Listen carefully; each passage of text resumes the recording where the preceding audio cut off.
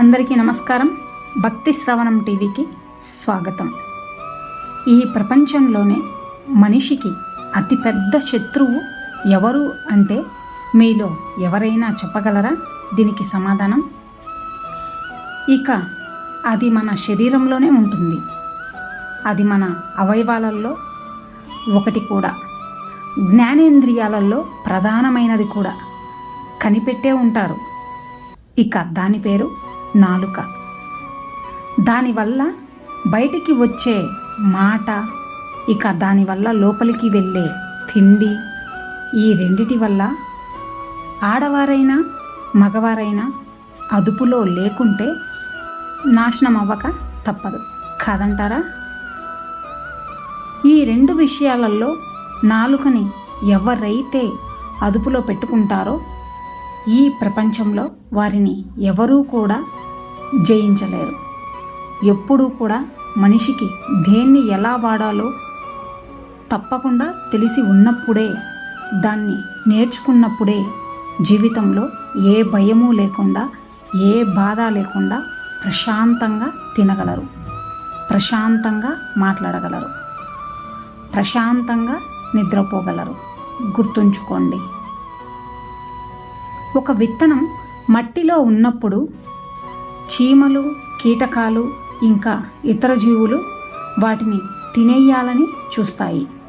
ఇక వాటిని తప్పించుకొని ఆ విత్తనం మొలకెత్తుతూ ఉంటే పక్షులు దాన్ని పసిగట్టి వాటిని పొడుచుకొని తినేయాలని చూస్తాయి.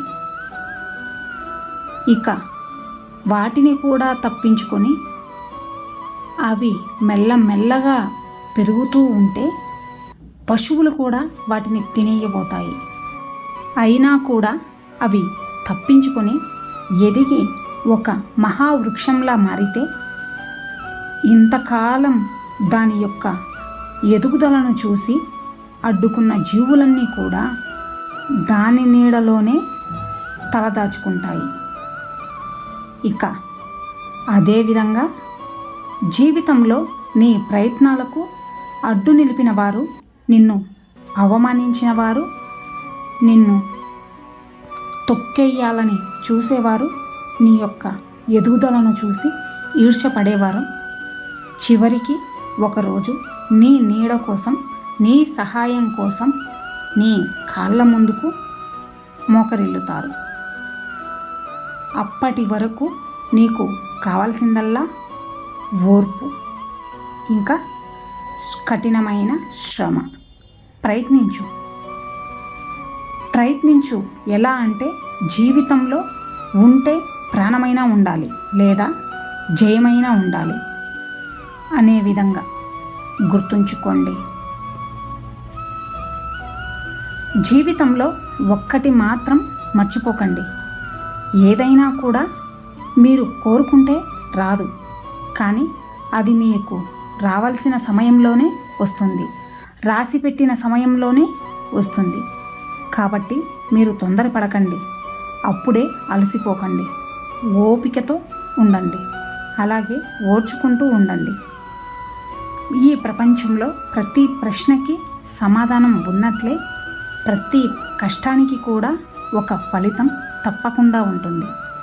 మీరు నిజాయితీగా, ప్రయత్నలోపం లేకుండా ప్రతిరోజు కష్టపడండి. తప్పులను ఒప్పుకోండి, ఇక వాటిని సవరించుకోండి.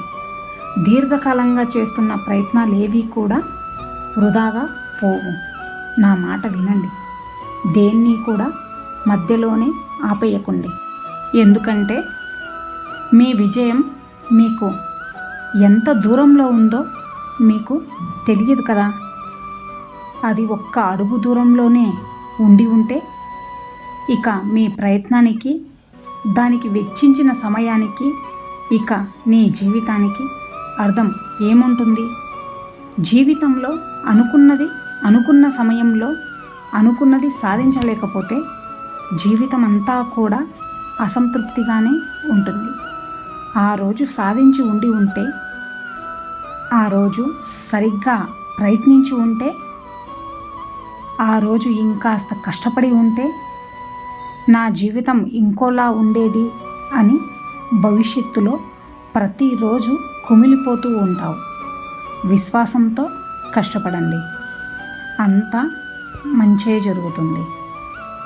ధైర్యంగా ఉండండి. జీవితంలో సుఖంగా ఉండాలి అంటే ఈ 3 మాటలను ఖచ్చితంగా గుర్తుపెట్టుకోండి. మొదటిది, ఎప్పటి పనులు అప్పుడే చేయండి. రెండవది, ఎక్కడి వస్తువులు అక్కడే పెట్టండి. ఇక మూడవది, ఎక్కడి విషయాలను అక్కడే వదిలేయండి. ఈ 3 చేస్తే జీవితంలో సుఖం అనేది వద్దన్నా కూడా కలుగుతుంది. ఇందులో మొదటి 2 ఎవరైనా సరే చేయడానికి ప్రయత్నిస్తారు, అలాగే చేయగలరు కూడా. కానీ 3వది ఎంతో కష్టమైనది. ఇక ఈ 3వది కూడా చేయగలిగారు అంటే ఇక వారికి జీవితంలో తిరిగే ఉండదు. గుర్తుంచుకోండి. ఒక్కసారి దెబ్బతిన్న చోటే మళ్ళీ పడ్డావు అంటే అక్కడ నువ్వు ఏమీ నేర్చుకోలేదు అని అర్థం. ఇక ఏది నేర్చుకోవడానికి సిద్ధంగా లేని వారి జీవితం ఎప్పుడూ పడిపోతూనే ఉంటుంది. గుర్తుంచుకోండి. మీ జీవితం నాశనం అవ్వటానికి ఎవరూ అవసరం లేదు, మీకు మీరే చాలు. ఎందుకంటే ఒక మనిషి చేతిలో ఎన్నిసార్లు మోసపోయినా ఇంకా వాడిని నమ్ముతూనే ఉంటారు. మనుషులపై నమ్మకం ఉండాలి, ఇక దాన్ని ఎవరైనా అభినందిస్తారు. కానీ మృగాలపై ఉండకూడదు, ఎందుకంటే వారి యొక్క స్వభావమే మనుషులను పీక్కు తినడం కాబట్టి. జీవితంలో మోసం చేసిన వారిని మళ్ళీ తిరిగి మోసగించడం కంటే కూడా ఆ మోసాన్ని గ్రహించి దాన్ని తిప్పికొట్టగలిగే తెలివితో జాగ్రత్తగా ఉన్నప్పుడే ఈ కాలంలో అలాగే ఈ సమాజంలో బ్రతకగలం. జాగ్రత్తగా ఉండండి. ఇక అందరూ నాతో పాటు ప్రేమతో ధ్యానించండి. రాధాకృష్ణ. ఇన్ని మంచి సూక్తులలో మీకు ఏ సూక్తి నచ్చినదో కింద కామెంట్ చేయండి.